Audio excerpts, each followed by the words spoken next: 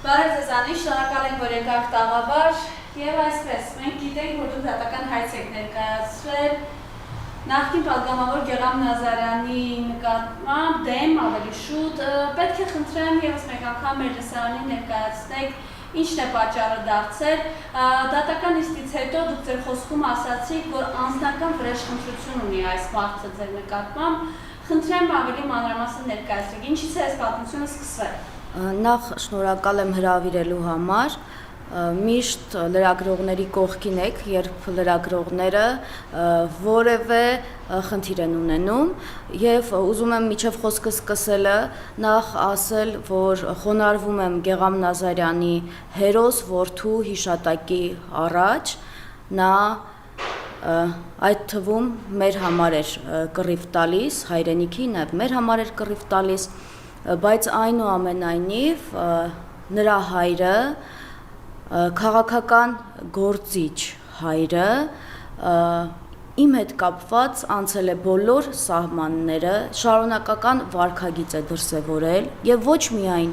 վատ վարքագիծ է դրսևորել եւ ոչ միայն ինձ հետ կապված է անցել բոլոր սահմանները այլև քաղաքականության մեջ անցել է բոլոր սահմանները որոնք տեղավորվում են բարոյականության համատեքստում, բարոյականության շրջանակում, քաղաքական առումով։ Հիմա բուն ինչու Գեղամ Նազարյանը որոշեց, որ մայիս ամսին, երբ Կիրանցում վերաբացվում էր հին եկեղեցին, ինչու որոշեց թիրախավորել ինձ, մոտենալ, նախ սկզբում փորձել խայտառակ անել ՊՊԾ ծառայողների մոտ, այնուհետև տեսնելով, որ արդեն սկսել ենք տեսանկարահանել տեսախցիկի առաջ նույն վարքագիծը դրսևորել, որտեվ այո, ինքը անձնական վրեժ ունի ինձանից լուծելու, որովհետև երբ ինքը քաղաքականություն էր մտել որպես ընդդիմադիր գործիչ, ով ուզում էր վրեժ լուծել քաղաքական նաև առումով, հասնել նաև արդարադատության, որպեսզի իր խոսքով որդու մահվան մեջ մեղավորները իրենց պատիժը գտնեն, նա մեղադրում էր ուղիղ Նիկոլ Փաշինյանին, մեղադրում էր անգամ Աննա Հակոբյանին, այսինքն այդ ժամանակահատվածում, երբ արդեն նաև խորհրդարան հետո մտավ, իհարկե պարբերաբար որպես պատգամավոր եղել է լրագրողների հետաքրքրության կենտրոնում, այն էլ որպես նաև որդեկորույս հայր, բայց այդ Կիրանցում չափազանց տարօրինակ թվաց նրա վարքագիծը ինձ, երբ սկսեց ուղիղ եթերում հորդորել իմ օպերատորին, ով սահմանազատման, այսպես կոչված սահմանազատման գործընթացների ժամանակահատվածում, երբ բնակիչները բողոքի ակցիաներ էին իրականացնում, ուզում եմ հստակ շեշտել, որ հենց այդ բողոքի ակցիաների շնորհիվ էր, որ հետագայում հնարավորություն ունեցան ձևավորել սրբազան շարժումը եւ մոռանալ որպես ուղիղ այդ շարժման հիմք նշել հենց բնակիչներին, ովքեր պայքարում էին այդ այսպես կոչված սահմանազատման դեմ եւ չէին ցանկանում, որպիսի Կիրանցը կիսեն ադրբեջանցիների հետ։ Այդ ժամանակահատվածում ակցիաներից մեկի ժամանակ, երբ հանկարծակի ինքնաբուխ էր եղել, երբ եւ քաղաքական գործիչները գտնվում էին Երևանում եւ իրենց ձևով, իրենց ոճով պայքար էին մղում, տեղափոխել էին իրենց պայքարը Կիրանցից Երևան եւ նրանց հետ նաեւ Բագրատ սրբազաններ այդ ժամանակահատվածում օրերից մեկը երբ ակցիային իրականացնում հանկարծ Գեղամ Նազարյանը հարձակվեց բողոքի ակցիա իրականացնող բնակիչների վրա տեսանյութը կա կարող եք դնել նաեւ հարձակվեց նաեւ Մախսուտյանի վրա գնդապետ Պահեստազորի եւ հորդորում էր որպեսզի ճանապարհը բացեն իր ոճով բավականին այսպես վրթովված մեղադրում էր որ ինչ է ուզում եք Արցախի ճակատագրին Կիրանցը արժանանա եւ այլը բառից բուն իմաստով հորդորում էր ճանապարհը բացեն, ոչ թե հորդորում էր, այլ հրամայում էր։ Իրեն թվում էր, որ ինքը քանի որ արդեն падգամավորի մանդատ ունի եւ այլը, ինքը կարող է օրինակ, քանի որ հենց Կիրանցից է, կիրանցեցիների վրա բղավել, հորդորել, որ գիտեք, դուք լավ չգիտեք, դուք պիտի ճանապարհը բացեք։ Այս համատեքստում էր նրա խոսույթը։ Իմ օպերատորը, ինչպես բոլոր ակցիաները, որտեղ մենք Երևան ընդամենը եկել էինք այդ ժամանակահատվածում մայիսի 9-ին եւ կրկին վերադարձել էինք։ Իմ օպերատորը ուղիղ հեռարձակումով իրականացնում էր ուղիղ հեռարձակում, ընդ որում միջև Գեղամ Նազարյանի այդտեղ հայտնվել է, որտեղ մենք Կիրանցում էինք, այնտեղի բնակչի տանն էինք ապրում եւ բնակիչը նաեւ այսպես մեզ վստահում էր, այսինքն մենք որևէ խնդիր չունեինք նաև որևէ ինֆորմացիա իմանալու հետ կապված, այդ բնակչին զանգում ասում էին, եթե լրագրողը այդտեղ է, կասեք, խնդրում եմ, որ ինքը գա գյուղամեջ, կամ ուղիղ գալիս էին ասում էին, Անի ջան, կգաս գյուղամեջ, մենք ինչ-որ գործողություն ենք իրականացնելու։ Հիմա մենք տեսանկարահանում էինք իրականացնում, ուղիղ հեռարձակում, միջև Գեղամ Նազարյանի հայտնվել է հենց այդ օրը եւս։ Եվ Գեղամ Նազարյանը բնակիչների վրա հարձակվելուց հետո սկսեց հորդորել, հրամայել իմ օպերատորին, որպեսզի ինքը ուղիղ հեռարձակում չիրականացնի։ Ես մոտեցա շատ հանգիստ, շատ հանդարտ, չնայած նրան, որ ինքը իմ օպերատորի վրա գոռգոռում էր։ Շատ հանգիստ ասացի, որ գիտեք, մենք ուղիղ հեռարձակում ենք իրականացնում, որևէ մեկը մեզ չի կարող սահմանափակել եւ խոչընդոտել, սահմանափակել։ Սկսեց ին վրա գորգռալ, սկսեց ասել, որ ինձ այդտեղ ուղարկել են փողի դիմաց, փորձում եմ իրեն հանդարտեցնել, ասում եմ, գիտեք, մենք այսօր առավոտյան տեսանկարանում ենք իրականացնում նաեւ այնտեղ, որտեղ որ ձեր որդու հուշաքարն կա, փառք նրա հիշատակին եւ այլը, ինքը սկսեց այդ ժամանակահատվածում նաեւ անիծել, որևէ կերպ չէր հանդարտվում Գեղամ Նազարյան, ամենավերջի մեղադրանքներն իմ հասցեին հնչեցնում էր եւ իհարկե արդեն վերջում ես ասացի, որ Գեղամ Նազարյանի պահվածքը պայմանավորված է նրանով, որ ինքը միջև հիմա շարունակում է մնալ Նիկոլ Փաշինյանի ընկերը, աստի գուցե նրա համար է, որ իրենց տուն գնացել եկել է կամ գուցե գնում գալիս է եւ նաեւ ասացի, որ հայկական ժամանակի աշխատելու ժամանակահատվածը հիշեցրեցի, ասացի, եթե մեղադրում է ինձ օրինակ գումարով աշխատելու մեջ, գուցե ինքը այդ ժամանակ այդպես է աշխատել որպես մամուլի ներկայացուցիչ եւ այն անձիկ, ովքեր ուզում էին ինձ վատ լույսի ներքո ներկայացնեին, ընդհանրապես վերցրել են այդ երկրորդ հատվածը, երբ որ ես առնվազն 10 րոպե իրեն հանդարտեցնել փորձելուց հետո արձագանքել եմ արդեն, որովհետև գիտեք, եթե դու տեսնում ես, որ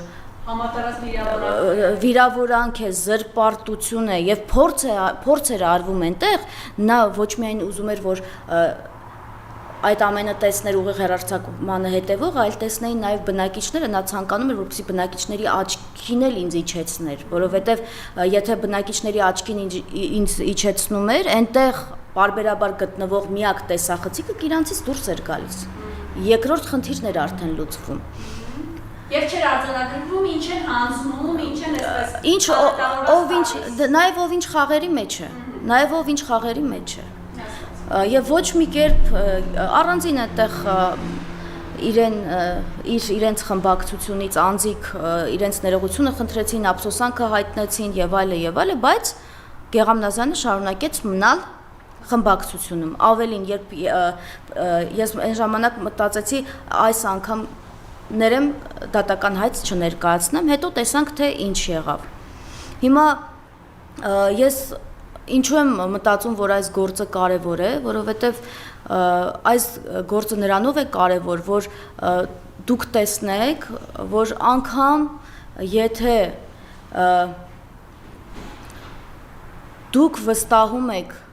որևէ քաղաքական գործ չի, շեշտում եմ, Գեղամ Նազարյանը քաղաքական գործի չէր, որևէ քաղաքական գործ չի, որևէ քաղաքական ուժի, դուք միշտ պետք է գիտակցեք, որ գործ ունեք նաև քաղաքական համակարգի հետ, գործ ունեք քաղաքական շահերի հետ եւ քաղաքական համակարգը այդ թվում ցավալիորեն այդ թվում որդեկորույս ծնողին կարող է այսպիսին դարձնել այնպիսին, որ մի օր քաղաքական հարթակից այլ մեղավորներ մատնանշի, արդյունքում դրանով մանդատ ստանա, մյուս օրը այլ մեղավորներ մատնանշի եւ հետո ամեն դեպքում չեմ ցանկանա այդպիսի բառ օգտագործել, բայց ամեն դեպքում միշտ պետք է հիշել, մենք գործ ունենք քաղաքական համակարգի հետ եւ ցավոք սրտի որոշ քաղաքական գործիչներ միջև հիմա էլ իրենց այնպես են պահում, որ մարդկանց մոտ այո խորանա այն միտքը, որ քաղաքականությունն այո անբարոյականություն է, բայց ոչ, քաղաքականությունը անբարոյականություն է միայն այն ժամանակահատվածում, երբ դրանով զբաղվում են էությամբ եւ նաեւ քաղաքական իրենց մտքով անբարոյականները։ Անի գործը ինչ փուլում է, ինչ եք պատրաստվում անել, խնդրեմ։ Գործը այսպես հետաձգվել է, առաջին դատական նիստը տեղի չի ունեցել, որովհետև Գեղամ Նազարյանը չնայած ժամանակ է ունեցել, որպեսզի փաստաբան ներգրավի, փաստաբան չի ներգրավվել փաստաբան, ավելին նա առհասարակ գործին չի անդրադարձել, այսինքն նրա կողմից որևէ հայտարարություն դատական գործի վերաբերյալ չի եղել եւ ուզում եմ նաեւ մատնանշել, որ ես միայն չեմ այս դեպքում հայց ներկայացրել է նաեւ իմ գործընկերուհին, միայն ինձ չի վիրավորել, ինձ հետ գտնվող գործընկերուհուս եւս վիրավորել է, այսինքն նա երկու կանանց փորձել է պախարակել, զրպարտել, ավելին նա փորձել է որպես վերջին ճշմարտություն ներկայացնել, ասել է բոլորը գիտեն, թե դու ու շարունակություն ինքներդ գիտեք, այսինքն ինքը հիմա պիտի պարտավորված է նաև մենք այդ ամեն ինչը կներկայացնենք դատան նաև միջնորդությունների տեսքով ես շատ լավ շահերի ներկայացուցիչ ունեմ Զարուհի Նախշքարյանի մասին է խոսքը որպեսզի ինքը կոնկրետ փաստական տվյալներ ներկայացնի կոնկրետ փաստական տվյալներ որովհետև երբ դուք փորձում եք խաղալ կնոջ պատվի հետ, եթե փորձում եք խաղալ, ապա պետք է հստակ գիտակցեք, որ ով ուզում եք եղեք, վաղ թե ուշ, դուք դրա համար պիտի առնվազն ներողություն խնդրեք։ Եթե ներողություն չեք խնդրում, ապա դատական ատյաններով դրան ես վստահ եմ, մենք դատական ատյաններով կհասնենք պատվին եւ արժանապատվությանը տված վնասի մասով փոխհատուցում եւս մենք պահանջել ենք կոնկրետ չափը հիմա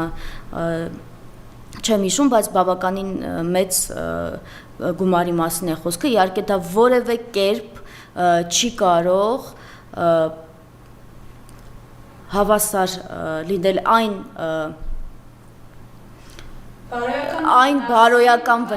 այն բարոյական վնասին, որը ես կրեցի, որովհետև դրանից հետո ոմանք փորձեցին պղտոր ջրում ձուկ որսալ եւ ով իմ հետ ինչ թշնամանք ուներ, ուղիղ ասեմ, հա, քաղաքական գործիչներից միջև այսպես կոչված լրագրող փորձեցին այդ գործընթացից օգտվել ու այնպիսի մարդիկ ովքեր օրինակ կարող են գնալ զոհված զինծառայողների ծնողների գործով գործը ջրող ցուցմունք տալ, բայց հանկարծ այս ու այն կողմ խոսել եւ փորձել ձեռքերը տաքացնել այս միջադեպի վրա։ Ես հորդորում եմ բոլոր նրանց, ովքեր միջև ականջները խրված են կեղտի մեջ, չփորձեն ինձ հետ կապված գործընթացներում, պարզապես չփորձեն ինձ հետ կապված որևէ գործընթացում, որևէ միջադեպի հետ կապված պղտոր ջրում ձուկ որսալ կամ փորձեն այդպես իրենց հին վրեժը ինձանից փորձեն լուծել։ Եթե ասելիք ունեք, ուղիղ ինձ ասեք, հանրային արեք, իմ հետևից որևէ գործընթացներ մի իրականացրեք։ ուղիղ ասեք, տեսնենք հանրությունը ինչ կասի։ Ես միշտ այդպես եմ գործում։ Եվ ավելին ասեմ, կան այս գործընթացի մեջ նաև մանր-մուներ ինչ-որ մարդիկ, որոնց ես չեմ անդրադառնում, ես սիրում եմ միշտ դիպուկ խոսել նրանց տերերի վերաբերյալ, որովհետև այդպիսի մարդիկ ըստ էության վախկոտ են եւ եթե հասկանան, որ իրենց գործողությունների համար իրենք կարող են այսպես ուղիղ գալ, կանգնել քո աչքերի առաջ, դրա ռիսկը չունեն, երբևէ այդ գործողությունը չեն անի։ Այնպես որ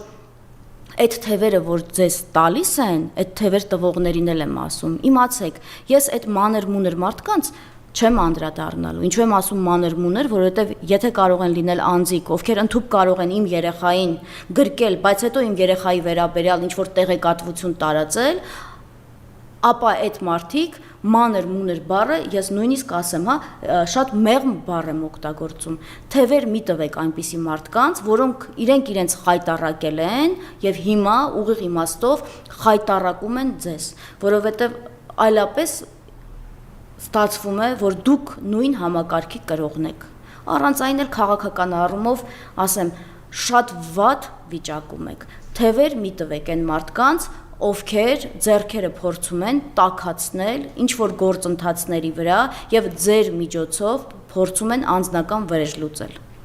Մինչև վերջ գնալու եք այսինքն այս գործով։ Այս գործով այո, միջև վերջ գնալու եմ, որովհետև եթե ես միջև վերջ չգնամ, ասում եմ, իմ պատվին եւ արժանապատվությանը տրվել է հսկայական վնաս։ Եվ ավելին ասեմ,